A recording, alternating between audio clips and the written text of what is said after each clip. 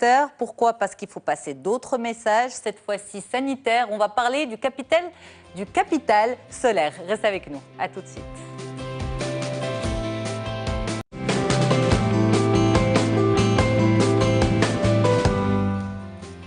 Comment cohabiter avec le soleil? On en parle tout de suite avec le docteur Ashraf Oudghri, dermatologue à Rabat. Bonjour docteur.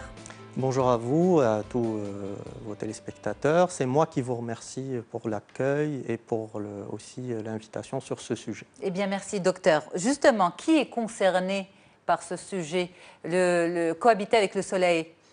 J'ai tendance à dire tout le monde parce qu'on est tous concernés, que ce soit, c'est-à-dire dans toutes les tranches d'âge, les vieux comme les moins vieux, les enfants, les femmes enceintes, tout le monde est concerné par l'exposition solaire et donc par les bénéfices, mais aussi les méfaits du soleil et comment se protéger contre les méfaits du soleil. D'accord. Vous parlez de bénéfices, souvent on parle de méfaits et on évoque rarement les bénéfices du soleil. Ben justement, parlons-en. Oui, on oublie souvent que le soleil est nécessaire pour l'acquisition de la vitamine T, la transformation en dérivés actifs au niveau de la peau. Et on sait tous que la vitamine T est une vitamine qui est nécessaire pour la calcification des os, mais on a prouvé aussi que la vitamine T, son manque, c'est une vitamine que moi je commence à prescrire, je ne suis pas le seul, beaucoup de médecins commencent à demander en tant que bilan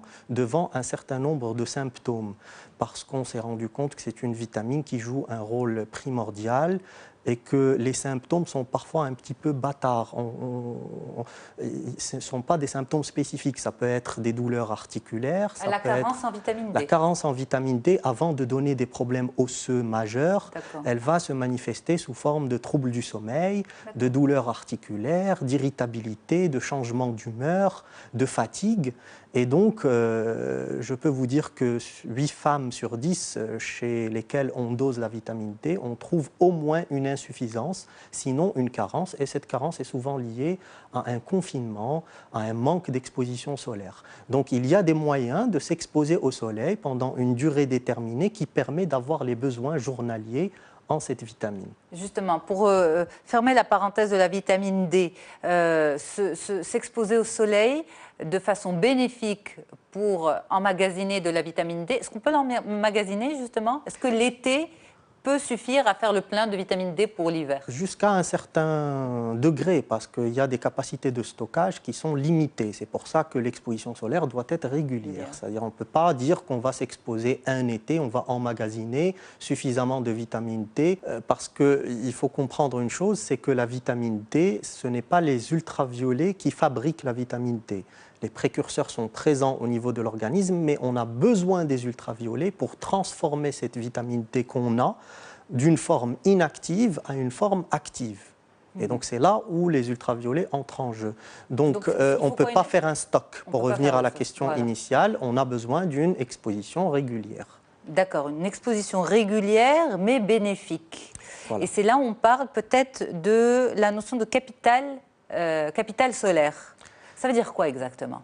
Je ne suis pas très enclin à utiliser ce concept de capital solaire parce que ça laisse entendre qu'on a un capital qu'il va falloir gérer, et parfois ça laisse à penser, ou ça donne à penser qu'on va consommer ce capital. Certains spécialistes justement se basent sur cette notion-là pour expliquer les différents problèmes de peau liés au soleil. C'est une surconsommation de son capital solaire pendant l'enfance notamment. Mais si vous le permettez, docteur, on explique brièvement aux téléspectateurs qu'est-ce que c'est? Ce concept veut dire qu'on s'est rendu compte qu'il y avait certaines pathologies, certains types de cancers de peau notamment, qui étaient dus à un cumul d'exposition solaire. C'est un peu ce que veut dire cette notion de capital. C'est-à-dire que nous avons tous un capital.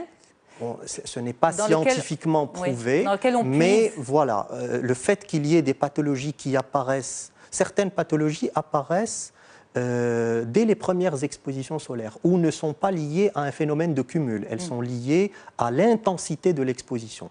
Et d'autres sont liées au cumul, c'est-à-dire qu'il faut des vagues d'exposition pendant l'enfance, la jeunesse, qui font que ça augmentera le risque de certains cancers de peau, par exemple. C'est là un petit peu cette notion de capital qu'on a un petit peu épuisée et donc on s'est exposé à des risques importants. Vous n'y adhérez pas trop, vous dites ?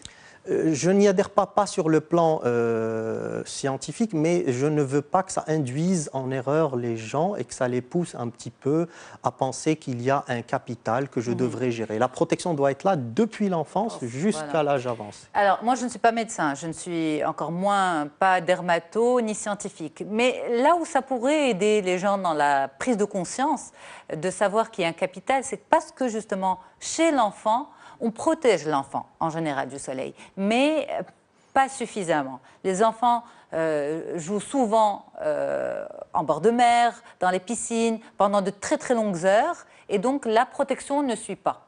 C'est vrai. Et les recommandations des professionnels ne suivent pas. Alors que si on part du principe qu'il y a un capital à préserver, que cet enfant grandit avec son capital, et que s'il le perd pendant l'enfance par manque de suivi de l'adulte, ça en fait un adulte plus tard plus fragile. C'est tout à fait juste. Maintenant, le fait d'avoir conservé ce capital correctement n'implique pas qu'arrivé à un certain âge, on est totalement, c'est-à-dire on a franchi la période difficile. Ça, on reste exposé à un danger, même si, c'est-à-dire il y a des gens qui développent des mélanomes ou des choses un petit peu méchantes, certains cancers de peau, en n'ayant pas été exposés à la jeunesse. D'accord. C'est en ayant été exposé. L'un n'empêche pas l'autre. L'un n'empêche pas l'autre. Ce capital devrait s'étendre sur, si on adopte ce concept, doit s'étendre sur toute la vie de l'individu. Voilà. D'accord. Alors, une protection au soleil est importante et nécessaire, mais elle doit être, on va dire, bien cadrée. Pour vous, ça serait quoi les bonnes recommandations ? Alors, première recommandation, et on va insister beaucoup sur ce que vous avez soulevé sur la question d'avant, c'est les enfants. C'est-à-dire la vigilance doit être doublée chez les enfants.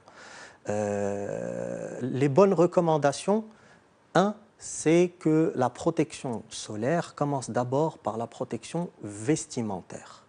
Avant l'écran solaire et avant les crèmes solaires, c'est d'abord la protection vestimentaire, encore plus chez les enfants.